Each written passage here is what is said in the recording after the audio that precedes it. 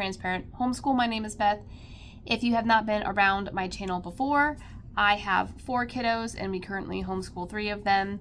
I have a 3-year-old, a 7-year-old, a 10-year-old, and a 12-year-old.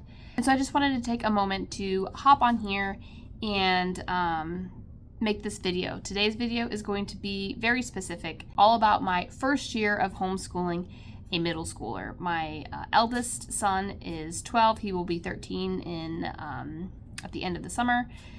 And so he just finished his 6th grade work this year. And so I wanted to kind of just jump on and tell you some things that I noticed this year that were different, some things that really weren't that different, so that if you have an upcoming middle schooler, you can be prepared to kind of just walk forward in that and not have too much anxiety over it. I had been wanting to make this video for a long time, but I don't know. I'm finding it not emotionally hard.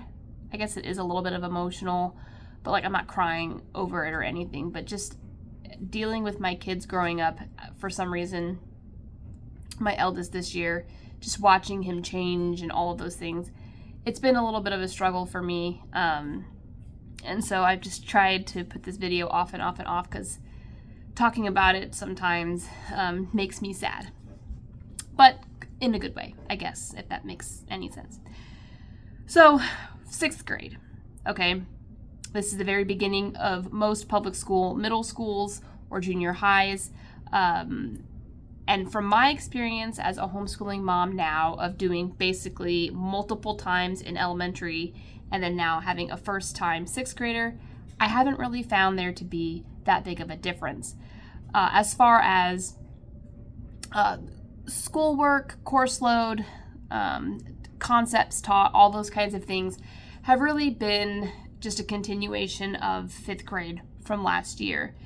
I have seen that my eldest, my son, is able to do a lot more abstract thinking now than he was last year even.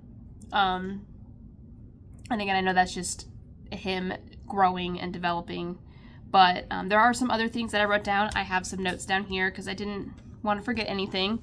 And of course, I have a son, so going with a kind of like a middle school boy type mentality. So if you have a girl who's going to be an up-and-coming middle schooler, it's going to be different for you. It's going to be different for every kid, but this is just kind of some of the overall things that I've noticed this year. So right off the bat, I'm just going to talk about the physical changes. My son hit huge growth spurts this year. He's taller than me now, and he won't stop eating ever. He just eats and eats and eats all the time.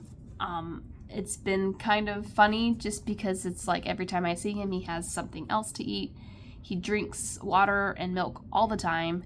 So I have to buy like 5 gallons of milk a week.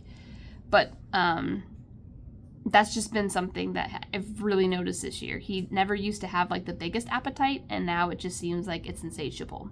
So there's that. And then the other thing that I have found as far as physically, my son used to be an early riser. He would be up before everybody else and be dressed and ready to go for the day at like 7:30. Now, if I can get him up before 8:30, it is a good day because he sleeps a lot later than he used to. I think if I let him sleep, he would probably sleep till 10, maybe even 11. We've just kind of never had the luxury of doing that on the weekends. He does baseball, and so he usually has to get up somewhat early, and then we have school during the week. So he just sleeps in so much, and he stays up a lot later. He never was like an early bed person, but I wouldn't have characterized him as a night owl either. And now it kind of like has flip-flopped. So those are the physical things kind of that I have seen change this year with my middle schooler. And so like it's been fun. There have had to been conversations also about some physical things. But it's just been fun to see him grow and how he's changing in that way. Mentally, I have noticed that he has a very high sense of justice right now. He never used to be this way, but now it's more like justice needs to be served and things need to be right and fair. And that is something that we've had to have lots of talks about.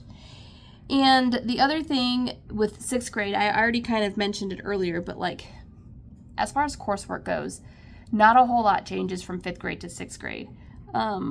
There are some new concepts that he has been introduced to in math, not really in language arts, just kind of more expanding what he's already learned, but in math for sure. And so like just because your son or daughter is in middle school, don't walk away. Don't leave like the role of teacher just yet. They will still need help walking through some things, and it is interesting to see what they need help with, because a lot of the times they'll just figure it out on their own. They just kind of need you to talk through things with them. At least that's what I found. So I do try not to check out just yet as far as teacher. I would call myself more of like an aide at this point. Most of his work is independent anyway. He next year will be a lot different than this year, but this year he's had most of the stuff that he could do on his own. For math, it was more or less a practice year, going over some concepts and getting them really firm before he moves on to like pre-algebra next year. So that was just for me, it was more of, can you help me with this? Can you, like, I don't really understand what they're asking. Can you help me walk through this? And that was really interesting to walk through this year. So don't check out yet on being a teacher or or a helper, because they still need you for help. And emotionally, I've also had to definitely learn some new things this past year. It's the biggest thing for me is it's okay to be silent. I love to use words. I'm a very wordy person, and so trying to communicate with a growing human that does not like lots of words said has been a struggle. And like it just seems like sometimes I'm pulling information out of him instead of him giving it freely. So that's been hard to kind of to grow around. And the other thing, and this just happened the other day, we were like parting to go separate ways, and I went to like hug and kiss him, and he like recoiled, and my mama heart had a moment, and that wasn't okay. But I know that's just the age that he is right now, and so I have to realize that's not okay in public.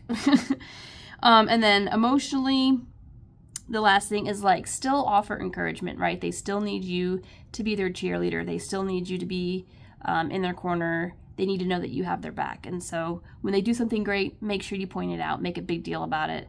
And when they do something wrong, still try to find a way to offer encouragement to do better next time.